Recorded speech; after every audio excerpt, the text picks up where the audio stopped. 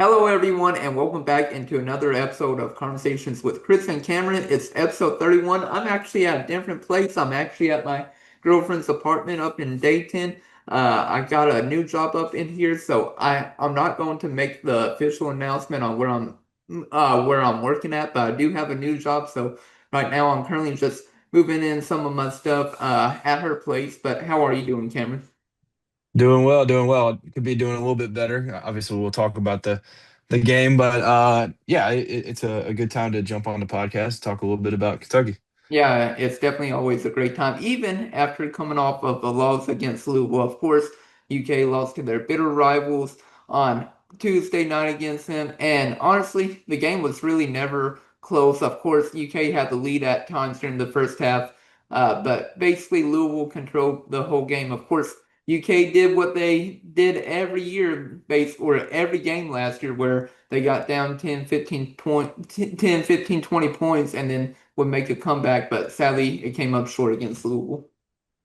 Yeah, honestly, credit to the guys. I mean, they continue to fight, but like you said, it was a very similar thing that we had seen last year, a few different times where we just kind of dug ourselves a hole early, and no matter what we did, we just could not end up getting it back. So, just came up short late, but like you said, it was controlled start to finish for Louisville, sadly, and it was kind of a dominant outing for them.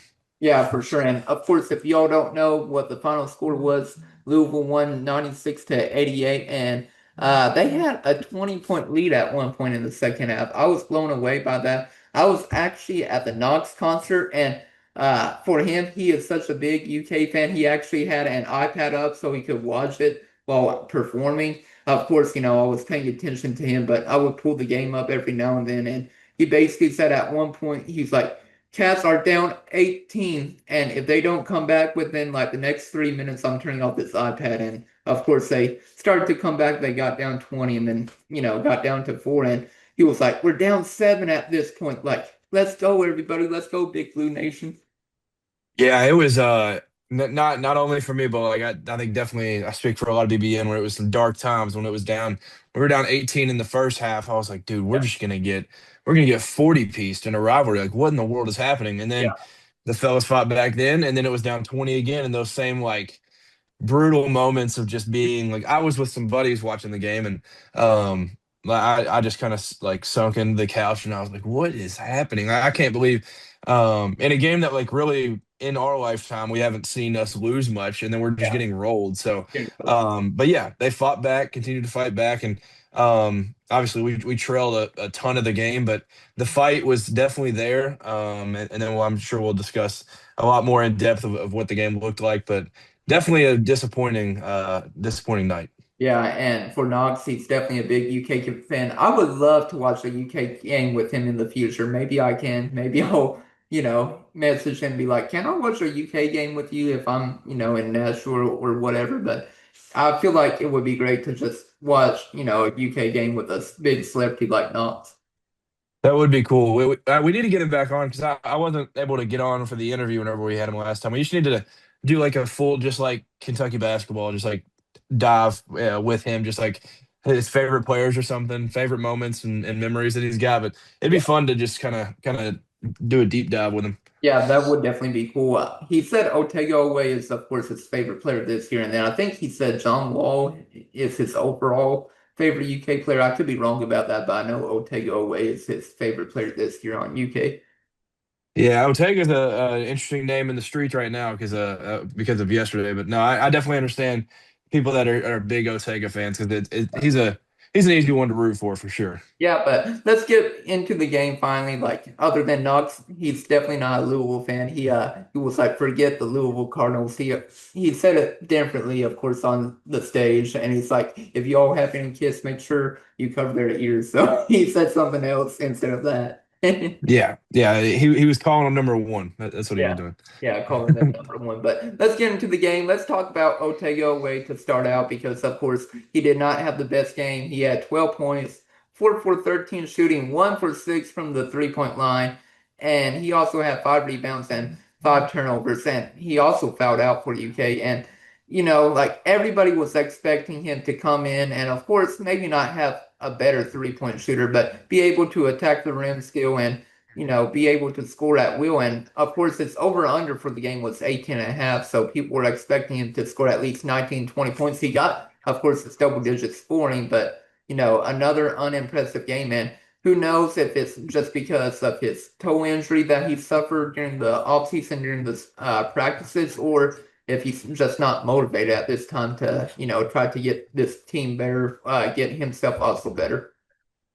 Yeah, I'm very, very curious to see like what it is, and we'll probably never actually know, but we're definitely missing the old Oweh, and it's like even so far this season, even in the two games prior, it was kind of like always just not the same, but he's just on cruise control until we play somebody that's important. But then we do play somebody that's important. We play in the most hostile environment that we'll play in all year, um and he just doesn't show up. And like there's a lot of like lack of effort, and there's been a lot of I'm not like gonna like pinpoint one particular thing, but like some people point to maybe there's a little bit of like comfortability with him where he's like he's gotten paid. He Yeah. knows that his team's gonna be good, and they're really good outside of him, so he doesn't have to feel any weight on his shoulders. And maybe there's like some of that. Maybe it is. I would lean more towards what you alluded to a little bit with like the injury. Maybe he's still just injuries are so mental too, so that's a big part of it that I think he could be also going through. And then maybe some people think that the pros maybe got in his head and they talked about him needing to be more of a 3-point shooter, and he lost his downhill game, but he's not even close to the same player right now. And it's not that he can't kind of tap back into that, but right now, I mean, he was the worst player that we had last night. And out of guys that actually played like significant minutes, it was really really bad. It was disappointing to see, but hopefully we can get the other Oway back soon, and maybe it is what we both talked about with the injury, and he can kind of fight through that and get back. Yeah, I miss the old Oweh, as Kanye would say. I miss the old Kanye. Yes, yes, we do miss the old Oway. Yeah. Yeah, but hopefully it works out because, like I said, I feel like also the main issue is UK had better 3-point shooting last year. Of course, you had Jackson Robinson, Kobe Bryant, Andrew Carr, who all could help out, and a little bit with Lamont Butler, just a little bit. Like he wasn't the most well-known shooter, but he could shoot the ball if he needed to. Basically, like a Rajon Rondo in the NBA. Like Rondo never shot threes, but if he had to, he would. But I feel like for Oweh to be more successful is you have to clear the lanes, you have to have 3-point shooting, whether you have, we went a little bit small last night where we had Brandon Garrison or Malachi Marino at the 5, and then at the 4, Andrea Yelovich, Cam Williams at the 3, Otega Oweh at the 2, and then Denzel Aberdeen at the 1. Yeah, that was definitely one thing that I was kind of like thinking back onto was like last year's team. You mentioned that Lamont Butler, he wasn't like the biggest 3-point threat of all time, but he was definitely a guy that if left open, he'd make you pay. And it feels like this team just doesn't have like anybody. I mean, as of right now, it looks like Colin maybe that guy. And then obviously Denzel had a couple tough ones, but he also had a couple air balls. So you could tell that defensively, Louisville wasn't necessarily worried about giving up threes. That's what they wanted. And it like you said, it clogs up the lane if the guys aren't respecting any threat outside at all. So it closes down a lot of the space that OA uses to operate in. And that's what it just confuses me because like I know we went after like Lamar Wilkerson and a couple different shooters, but I'm just confused on why. Because last year it worked so well, and I know we couldn't stop anybody, but like the offense was clicking because of everybody being able to shoot. It went almost like 10 deep with like 3-point shooting threats. And then this year it's like there's not really any. So it feels like we went completely away from what we had last year with like Colin maybe being the only one, maybe Trent Noah when he comes back, but it's a weird like built roster that like just doesn't relate to how last year's team was at all. And I'm curious if like Pope has like any thoughts back on how he built this team. If he's like a little bit worried about the construction of the roster, whether he like went too far on the defensive side of things, and whether he tried to go get too many guys that are like gritty and stuff, instead of trying to go get a couple more 3-point shooters that'll be good depth to open things up. But it's just with that Owe, because I mean, you got to be honest. Like he's definitely it's going to be him or JQ, and we may never know. But like they're the highest paid guys on the team. You for can't sure. have your guy go out there and put up 12 and be minus 16 in box score plus minus Yeah, in a game like this. Like he's got to be. he's If got you look across at the guys that are getting paid similar to him, the same night about the same amount of money. JT Toppin for Texas Tech goes on the road to Illinois, puts up 35 and 11 or something. Like that's the Oweh you've got to have. Like not saying he's got to put up 35, but you need at least an even box score plus minus. He's got to make a difference positively in those games, and he was just a negative guy all night. Yeah, he was definitely a negative all night. And like the very first possession of the game UK had, he turned the ball over. I'm like, what just happened? Like our very first turnover, I'm thinking to myself, if this continues to happen, we're going to get blown out by 20 because like you can't have the very first possession of the game have a turnover by Otega Oweh or anybody from your team. Of course, Kentucky kept it close for basically like the first half of the first half, if that makes sense. Like the first 10 minutes of the first half, they kept it pretty close. UK had the lead from every now and then, but after that, it was basically all Louisville. Of course, they got up to 18. UK got it down to 7. Then, of course, going up again to 20 points in the second half, getting it down to 4. But, the one star from that game was Denzel Aberdeen. At least he had 26 points, 10 of 20 shooting, 4 of 10 from the 3-point line. And, of course, some of his shots from the 3-point line, they were either air balls or he was overshooting it, but he also grabbed 7 rebounds and along with 3 assists and 1 steal. And I was thoroughly impressed with Aberdeen. Of course, like it's going to be interesting to see because he thought he was going to be more off the ball, but he had the ball a lot more than he was originally supposed to. I feel like first coming to UK because you all thought Jalen Lowe would be, of course, the starting point guard. Of course, he's still coming back from his injury, but everybody thought Lowe would be the main initiator for the offense, and then Aberdeen would, be playing off the ball. Yeah, it definitely creates an interesting scenario that we've got now with like with how it's going to look. Like it kind of did feel like Jalen was going to be the guy that you just kind of give it to and let him facilitate everything. But now with Denzel, he's not quite the passer that Jalen is, but he does so much with the ball and demands so much that he's such an important piece. And I mean, if it wasn't for his 26, then we're getting the doors blown off. So it was very very needed. Obviously, if it probably by the time he was airballing a couple of threes, it was probably like, dude, like he can't just do everything. Like he was being Superman for us. So, um, yeah, it makes it very interesting where it's very very obvious that he's going to have to be on the court a lot for us, and in a game where you get essentially blown out the entire time and then end up losing in kind of a close fashion. He's one of three guys that have a positive box Yeah, score plus minus. So he's like obviously a very, very, very helpful piece. And I mean, getting him last minute in the portal the way that we did, like getting him when we did, I was like, why are we? I didn't know why we were doing it. I felt like we had enough guards at the time and everything, and it was kind of just another combo guard that wouldn't have the ball in his hands. But I mean, he had the ball in his hand all night last night, and yeah. even when Jalen was in, he was able to kind of control things. And Mhm. you mentioned he was definitely the one big bright spot for us. Yes, I agree. And then, of course, I wish UK could have gotten both players with Rylan Griffin and, of course, also Denzel Aberdeen because Griffin would probably be your starting three, maybe potentially. Like you probably wouldn't have gotten both of them though. Sadly, of course, that's how it worked out. Actually, we got Aberdeen and didn't get Griffin, but if it actually worked out where you could have gotten both players, you would have probably brought Aberdeen off the bench with Lowe, Away, Griffin, Diabate, and then Harrison, of course, to start out. But man, I would have definitely loved to have gotten also Griffin. Yeah, I mean Griffin. There's a few different guys that we just kind of whiffed on, and that we went after but didn't end up landing. And I think Lamar Wilkerson's definitely the big one because of Yeah, like it felt like he was ours, and he's already proven that he's going to be very very good for IU this year. But getting Denzel at this point now, it shows that it was very very key when we obviously like.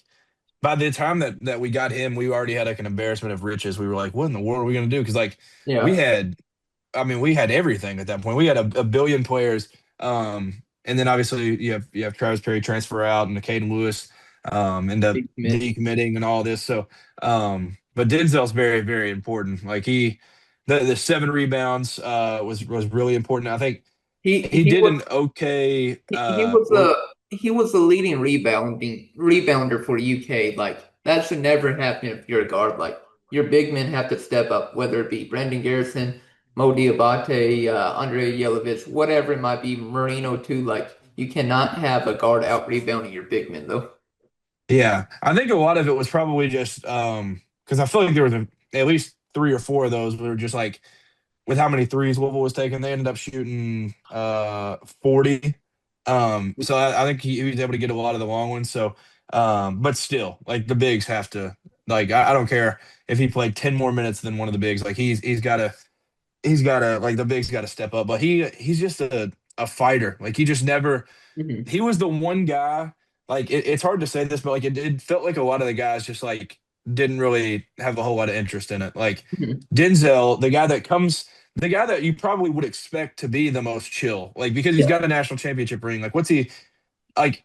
He should be the one that if anybody had the mindset of like I've done it. Like I'm all right, Mhm, but no, he's the one out there going all over the place. He plays almost 31 minutes in this game, and he's the big star in this one. When a lot of the mhm, guys they looked just like unmotivated, and they didn't really have a whole lot of desire to go out there. And mhm, it was just very very shocking. And mhm. then Denzel was the big time bright spot for us. Yeah, and the other two players that really stood out to me, other than Denzel Aberdeen for UK, was Colin Chandler. Like he came alive in that second half. He had 12 points, and then of course the other player that I really loved to see was Cam Williams. He only had 5 points. He went 2 for 2 shooting. He hit that long three as well. I was pretty impressed by that. But he also came in was rebounding. He had 4 blocks, and along with 1 block. And I looked this up today too. Cam Williams is your leading blocks per game for Kentucky. That should never be happening. I'm like, we need Jaden Quaitons back because he'll be blocking shots left and right. But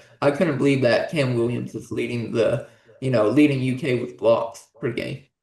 Yeah, he was like he played 12 minutes, but it was like the loudest and most positive Hmm 12 minutes that I've seen somebody play. Like he had the four boards, with the four boards, it was like every single one of them was like, yes, Cam. Like it was every single one of them was like very, very important. And then The the five, you putback. mentioned the deep, yeah, the putback dunk. You mentioned the deep three. It was like when he pulled that, I was like, please just like he needs this, BBN needs this, like everything. And it was perfect. And it kind of switched the flow of things. And he ended up being the biggest bright spot when it comes to um like not the full like Denzel played almost 31 minutes. He plays those spot minutes because of foul trouble and stuff in the second half and you can see like what the reason that we have him for is like why we went and made sure we got him as early as we did. hmm You get to see the bright spot of his game. So yeah, I was very very pleased with Cam. It was awesome. And I know like me and you have talked about it numerous times. Like we were never going to give up on him. We just wanted to see it. And obviously this is just the start of it. He's going to have much, much better games and much bigger games going forward. And he just needed to see one fall, and then he goes and crashes the glass and gets that putback dunk. So it was, I think, a lot of BBN was uniting because he's also a big part of the comeback that we had in the second half. But a lot of BBN was definitely uniting around the Cam Williams like kind of breakout game that wasn't super breakout if you're like a box score watcher, but if you watch the game, you could really see the impact he had. Yeah, it was insane what he was doing as soon as he came off the bench and everything for them. I mean, he only played 12 minutes, but he had a plus minus of a positive 11. That's insane. He had the best plus minus for UK, and that's insane to think about with him only playing 12 minutes against Louisville. But we needed every single minute from him, and he was proving why he deserves minutes. And even if his shot isn't falling, he can play defense or get some rebounds, and that's what UK needs right now. Yeah, I want to say it was like Mike Hill coming off of a screen at one point. And Cam was the one that switched off onto him and then like clamped him and forced it out of his hands. And I was like, dude, like, yes, Cam, like this is exactly what we needed. Like the 3-and-D wing, 6'8" frame, long, athletic, and like that's him using it to the fullest of his ability. And it's just awesome to see it kind of come to fruition. Obviously, it ended up being a loss, but you get to see like the glimpse of what he can be as like a depth type of guy. Like he's probably not going to end up starting, and maybe he does at some point, and they end up flipping the lineup around, and he ends up becoming like a starting four or something for us. But like as of right now, he's going to be like a depth guy. But you can see he can come in, play some defense, grab boards, hit threes, and do all those little things that like, a lot of this team is lacking as of right now. Yeah, and then there's only really one other player that I really want to talk about for UK, and then we can get into more of the overall game with, UK's defense being terrible, also Louisville's team just stepping up. But I really want to talk about Jalen Lowe. He came in, he was great at the very beginning, like the first 2 or 3 minutes he came in, like he was getting assists. I think he got like 3 assists right off the bat as soon as he came in and was scoring a little bit. He got a three and I believe a two, but he ended the game with 9 points, 2 for 8 from the field goal, 2 for 5 from the 3 point line, and 3 for 4 from the free throw line. And there was one crucial free throw he missed. It was a 1-and-1. UK was down 4 points. If he makes both, we're down two, but that didn't happen. He misses the 1-and-1. He misses the first free throw. Louisville gets the rebound. They take it down the court. UK fouls him. I forgot which player fouls Michael Brown Jr., but Brown Jr., he gets fouled, he makes the shot, and then makes the free throw. I'm like, wow, a 5 point turn just like that for UK. Yeah, I do want to be the guy. Like I don't know what if there's been like part of BBN and I don't know. I think sources say it was like live tonight and maybe one of them is out there defending him. But I do want to be like the loud, like if you're tuning in, I'll be a Jalen Lowe defender right now because like I've had so many people text me, like UK fans, they're like, "Hey, what's your thoughts on Jalen Lowe?" Like, I'm very disappointed in Jalen Lowe, all this stuff, and I'm like, he just played a 30-minute game, coming right back from injury, and you can point out three mistakes. Yes, they were crucial mistakes. He misses the front end of a 1-and-1 when you're down four. He steps out of bounds. He shoots a three that he's still trying to adapt from playing hero ball at Pitt to building and molding into this system. How can you not be pleased with this what this man did? Like, yes, his defense isn't pristine, but we knew that. And there's going to be a Yeah. lot of guys that I think will be able to pick that up. But you mentioned that as soon as he checks in, the offense opens all the way up. And he's the reason that we take the lead, which is embarrassing, but our biggest lead of the game was three. He's the reason for it. Obviously you look back and you hate to see that like Louisville fans are making fun of him doing the Spider-Man thing, but I'm here for it. Like I think that was awesome and have that confidence and stuff. But he's awesome. Like he's going to be really good for us this year. And there was a lot worse that I think you could point to instead of. I think there was a lot of people that just overreacted to like seeing the big things that happened late.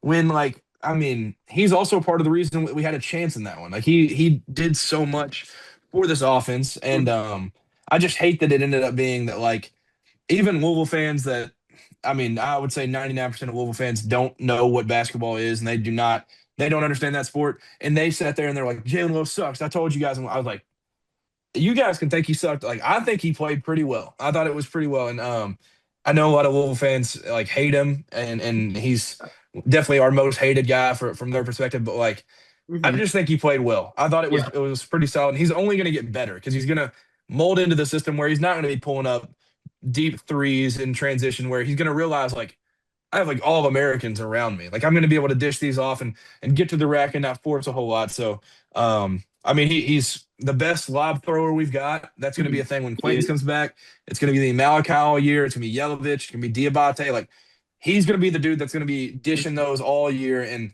I thought he played well. And that's what I wanted to like make sure when we jumped on here. I was like, well, I got to defend Jalen Lowe a little bit You, because I've you seen got, too many people text about it. It's been so yeah. annoying to me. Yeah, you gotta be the Jalen Lowe defender. Of course, I know I was reading Jack Pilgrim's article and he was saying that, the stocks were going low on Otega Oweh and Jalen Lowe, and a lot of people went after him saying like Lowe did pretty well against Louisville. Of course, he made some mistakes like that pull up three. He could have probably attacked the rim or, found somebody else. But like you were saying, he was probably trying to play hero ball like he did whenever he was at Pitt. But like I said, that crucial 1-and-1 though that he missed. If UK makes both, maybe UK wins this game. But like I said, just a 5 point swing was insane. Going from a 1-and-1 missing that to Michael Brown Jr. getting fouled on the other end and making the shot and free throw.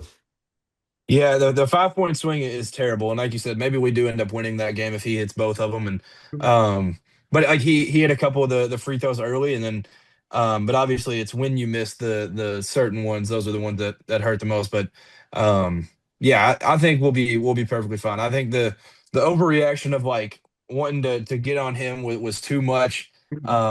This dude is going to give his all for us this year. And I think it's just it's too early to like kind of sell the stock in Jalen, I would say. Like I'm even in the offseason, I wasn't the biggest like Jalen Lowe fan in the world. Like I was like, yeah, I'm glad we got him, but like, we'll see what he can end up doing. And he's a very, very, very important piece, and I've bought all the way in, and I'm still very confident that he's going to be the right guy for us this year, and I think it's going to help. The more him and Denzel play together, that like they're going to be able to grow and be able to play kind of off of each other and like mold into this team. I agree with you. And like I said, I feel like once Jalen Lowe gets fully healthy from his shoulder injury, like he actually gets back into the starting lineup for UK, I think he'll do perfectly fine. Like I could easily see him eventually, maybe against Eastern Illinois if he's playing, like he could potentially get a triple double because I know that's one of his goals. He's like, I want to get a triple double at UK since I think there's only been two or three triple doubles in I think three. three. I think three, or Yeah, maybe four. it Because there's would like be one. There's one old one. for one. Then there's Briscoe, Fox, and Amari, right? Yeah.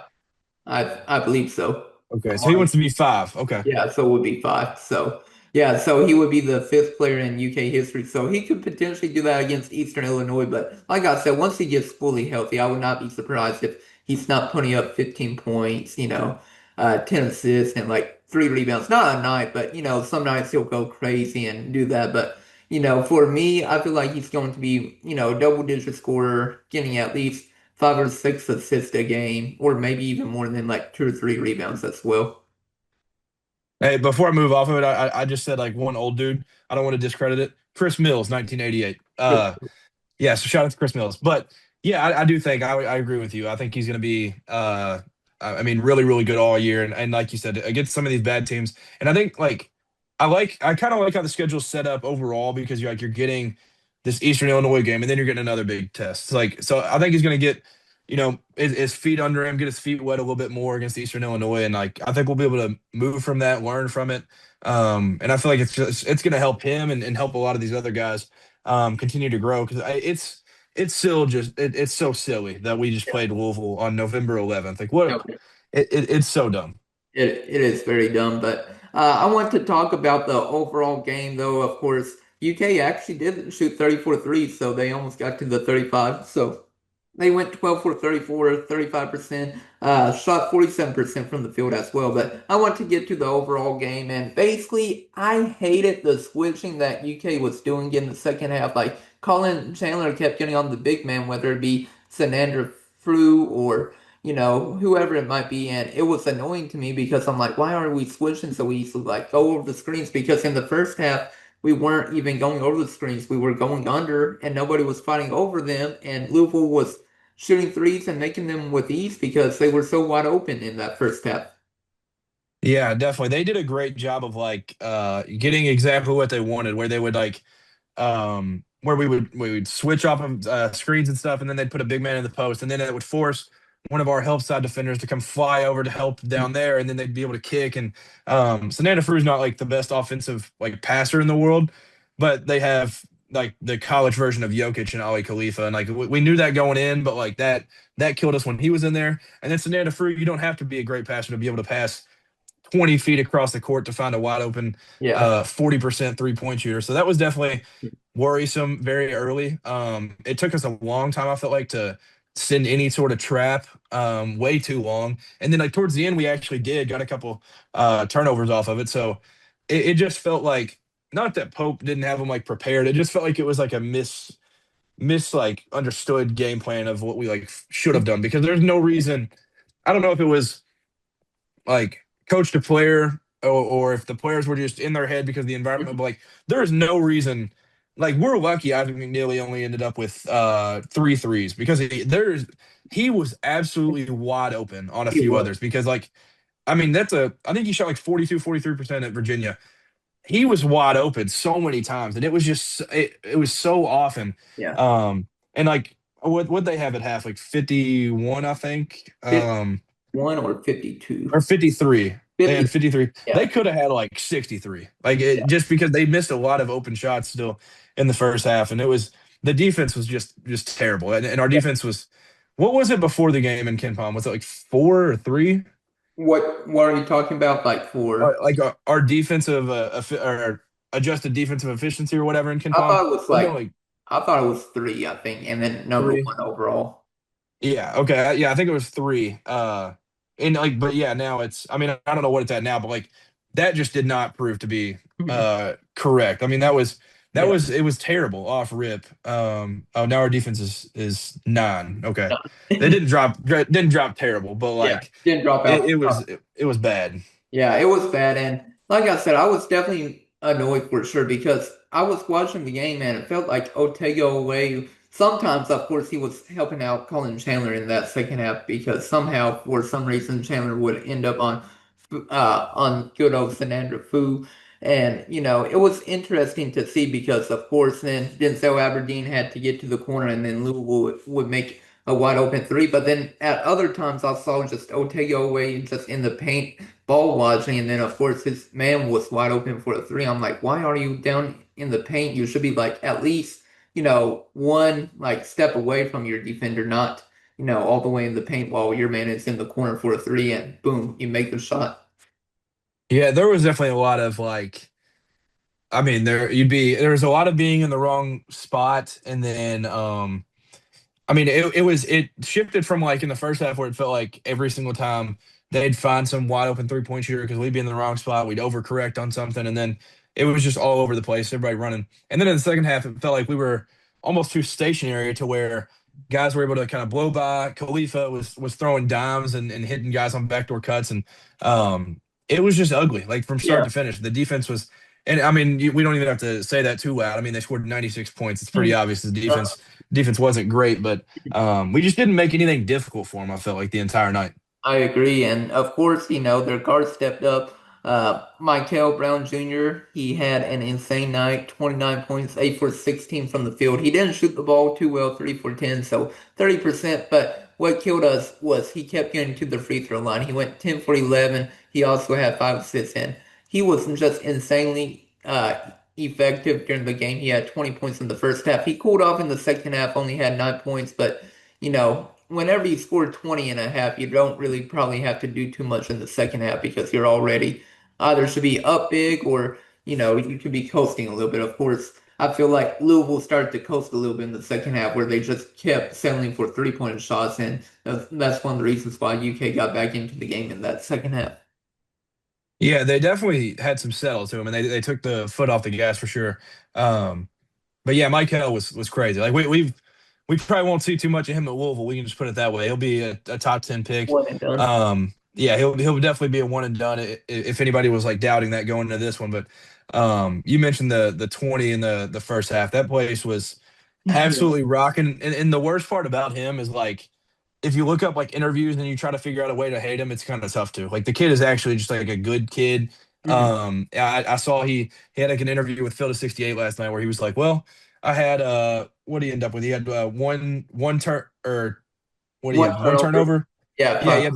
had one turnover, missed a free throw, 3 for 10 from three, and his dad was like, "Yeah, we'll be back in the gym tonight." Like he was like, "Yep, Dad's gonna be getting on me, whatever," and like just kind of joking around. He's just a good dude, but he was definitely easy to hate for Kentucky fans during the game because it was like, how in the world are we just continuing? It just felt like he kind of did whatever he wanted. We Yeah. continued to go under screens, and he has really no limit to his range. So going under doesn't do anything for us. Like he was doing anything he wanted. He was getting downhill, getting mismatches on smaller defenders, and taking them to the rim. So it was a clinic from Mike Hill. Like it was. He's Yeah. a tremendous player. And then you mentioned the other guard was Conwell, the Yeah. guy that I still think he's their best player. I still I even after that one, I'm just like Conwell is that dude. It's just different with how he does it. Like Yeah.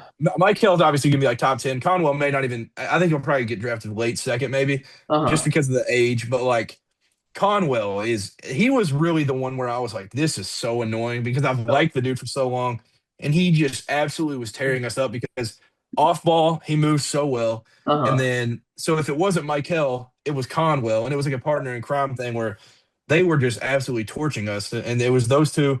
I mean, McNeely played a ton, but those guys were really the two Yeah. that stayed on the court at all times. The two main factors. And then of course you can't forget about Javon Hadley as well. He had 9 points along with 8 rebounds. And another thing I really want to talk about is their big man play. It was so much better compared to Kentucky. Of course, you can't forget about their other players with Fernando Fru. He had 10 points along with 7 rebounds. And then of course at the very beginning of the game, Ali Khalifa also killed UK and Mark Pope.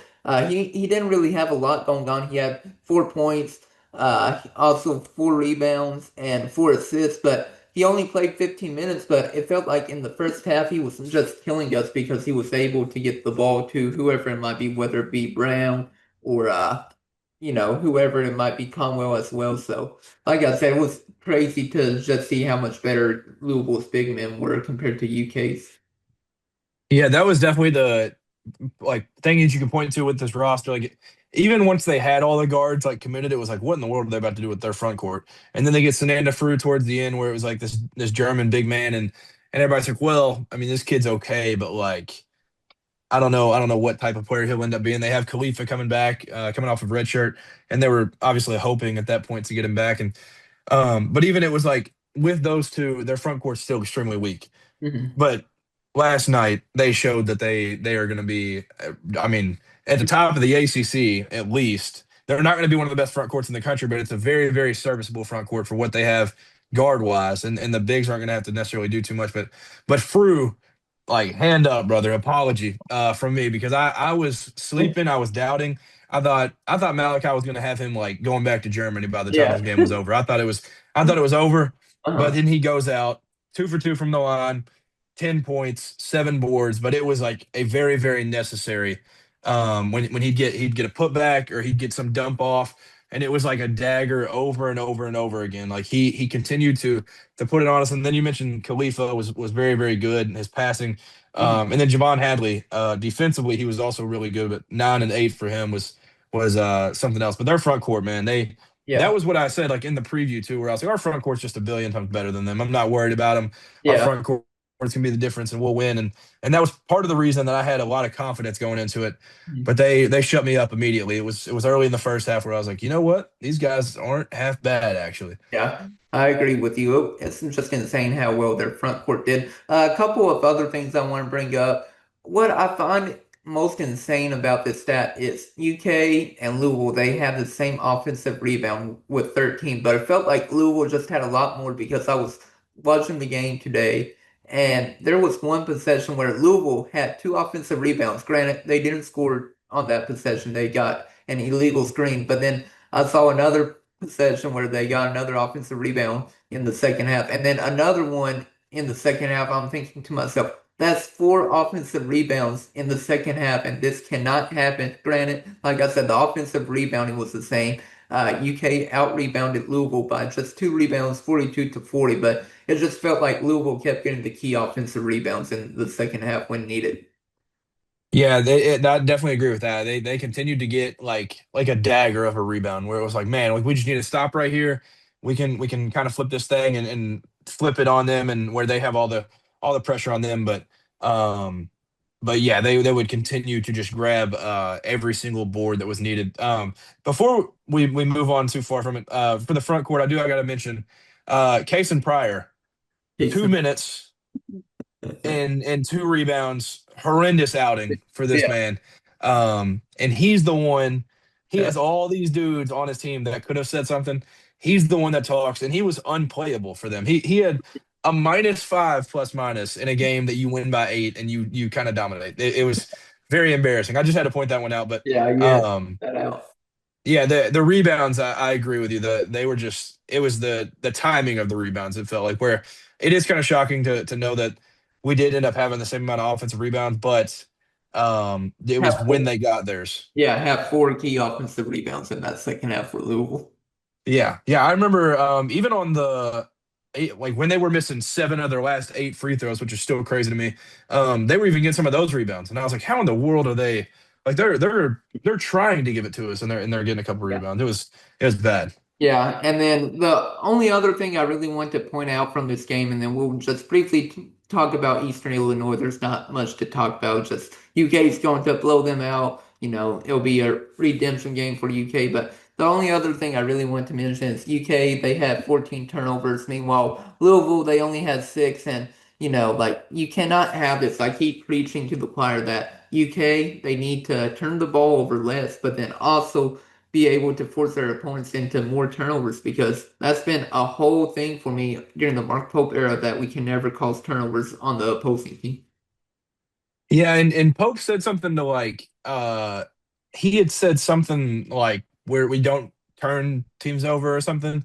And I was just kind of thrown off by that. I was like, we have crazy length and athleticism. I don't really understand the why we can't. But yeah, if you have a 14 to 14 assist to turnover ratio, you're not really gonna maybe on some fluke thing you can win a game, but like if you do that, you don't really deserve to win. It would be an absolute choke job by somebody if they lose that. But they had the 20 to 6 assist to turnover ratio, and it was very telling because I mean they and what they did off of them. I mean they had what they have 19 points off of turnovers, so it was bad. The game ended up being basically just look at the turnover differential, and that was the story of it. Yeah, that was basically the story of it. Just, not great defense, not great three-point shooting, and of course, turning the ball over. Like UK will definitely have to improve on that. Do you have anything else you want to talk about for this UK Louisville game before we quickly talk about Eastern Illinois and then we'll wrap up this podcast? The only thing, well, this will be kind of a shot. It'll be kind of a jab at them and a good job, but the environment was crazy. So shout out to Louisville for that. Good job with that. But it being your first sellout since before COVID, like, what are you doing? Like, this Yeah. is an unserious fan base, bro. Like, Kentucky sells out. I And mean, I mean, most of the games, if not all, every single year, and you go and you build this NBA-sized arena and talk about how prideful your fan base is and everything, and it's the first sellout in like 6 years. It was, I yeah, mean, it's sad, but they did have a crazy environment, so shout out to them. It looked very, very cool. I'm actually in hindsight kind of glad that I didn't end up trying to go and pay a ton of money for those tickets, but yeah. the environment looked really, really cool though. Yeah, the environment definitely did. And of course, I wish we could have played them later on in the year, like closer to Christmas, like before or right after Christmas. Like, I wish that could have happened. And hopefully they change that for next year where it's actually played again in December because I don't want it early this year, especially on a Tuesday. I want it to at least be played on a weekend, whether it be a Saturday or a Sunday. I'd rather it be Saturday, like not counting Friday as a weekend. Let's say Saturday, Friday, and then Sunday. That's my options if we could play the game instead. Yeah, I want Saturday at noon in late December. That just feels like when it's supposed to happen. But I mean, if we don't have a top five NBA draft pick that's like waiting until December, then PK might actually schedule it in December, and he won't duck smoke again. Yeah, he won't duck smoke for next year. We gotta get Jaden Quickens back. But let's briefly talk about Eastern Illinois, then we'll wrap up the podcast. So right now their leading scorer is Zion Brewster. He is averaging 16 points per game, 4.7 rebounds, and 3 assists. He's a 6'2 senior from Georgia, and he's going to definitely be somebody that you have to look to guard for sure. And I would say probably you put either Jalen Lowe or Denzel Aberdeen on him, but like I said, he's been pretty insane for them this year. He's averaging also 35 minutes per game. Yeah, he leads them in points, assists, and steals. So we're definitely gonna have to slow him down. He'll definitely be the key piece. But like you mentioned, as we were like, kind of getting into it, like this should be a game that should be a comfortable like blowout Mhm. overall. But definitely Zion Frooster, however it's pronounced, he's definitely gonna be the key guy to Yeah. slow down for him. They also have two other players that average over 10 points per game. You've got Jacoby Cooper, who averages 11.7 points per game, and then also Preston Turner, who averages 10.7 points per game. And right now, their offense, they don't really have a great offense. They're only averaging 62 points per game. So if UK doesn't hold them below their season average, I'll be highly surprised. Like, this should be like a 30-point blowout. Yeah, honestly, I don't like. I'm not thinking of my score prediction like right away. But Notre Dame held them to 58. If we don't hold them to like 50 or below, Yeah. I'm going to be disappointed. Yeah, I'm definitely going to be very disappointed. Like I said, they don't have an offense that feels like an UK should easily win this game. There's no point spread out as we're filming this podcast on Wednesday night. It will probably come out tomorrow if I had to guess, but I would not be surprised if it's not like 32.5 or something. It might be even higher than that. I mean, I've seen some crazy ones so far. It might touch like 40. I don't know. I don't know if it's going to get that high, Mhm. but yeah, it wouldn't shock me. This should be a game that we definitely cruise as we win this one. I agree for sure, and hopefully Jalen Lowe will actually be starting for us. But I do believe we can get into score predictions if you would like, finally. But if you're good with that. Yep, let's do it. Yeah. Let's get into we really didn't want to talk too much about Eastern Illinois, but I'm going to say UK again, they'll again scoring the triple digits, they'll get above 100, and I'll go with like 109 to like 55. I'll go 109 to 55 against Eastern Illinois. It could be a lot worse though. We'll see. All right, whatever the spread is, you've got us covering it. I know that. But I will as well. And this is the third game in the BBN United Tip-Off Classic presented by Kentucky Tourism. They beat Nichols, but then lost to Valpo. So I think this is technically like the championship, right? Like Yeah, we be the champ. okay. So we get like a trophy for this. But I have us dominating Eastern Illinois. You had 109 to 55. Is that what Yeah, you're? 54-point blowout. I'll go. I'll go a smooth, easy, clean score. 110 to 50. 110 to 50. 110 to 50. I would be pleased with that. 60-point blowout. Yep. Yep. That's what I want to see. Yeah, I mean the spread could be insane for tomorrow once it comes out. Like it's definitely going to be at least 30 plus. Like I would not be surprised if it's not like 35.5 or something. It's gonna be up there. Yeah, I'm trying to see if anything's come out since we started filming, but I don't think so. Yeah. All right, let's get into the game MVP, then we'll wrap this podcast up. But I'm going to go with my game MVP for tomorrow. I'll go with Jasper Johnson. I just feel like he's going to have a big game coming off the bench again. And he's going to probably score double digits. I'll say he'll score 16 points. I'll add that he'll have 3 rebounds and 3 assists along with the 16 points.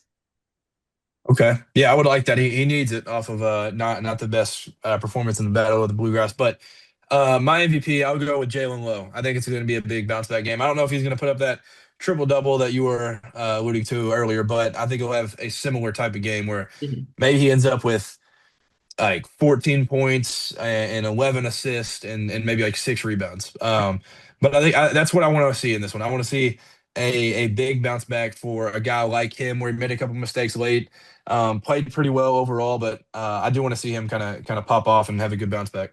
I agree with you on that. But do you have anything else you want to add before we wrap up this podcast?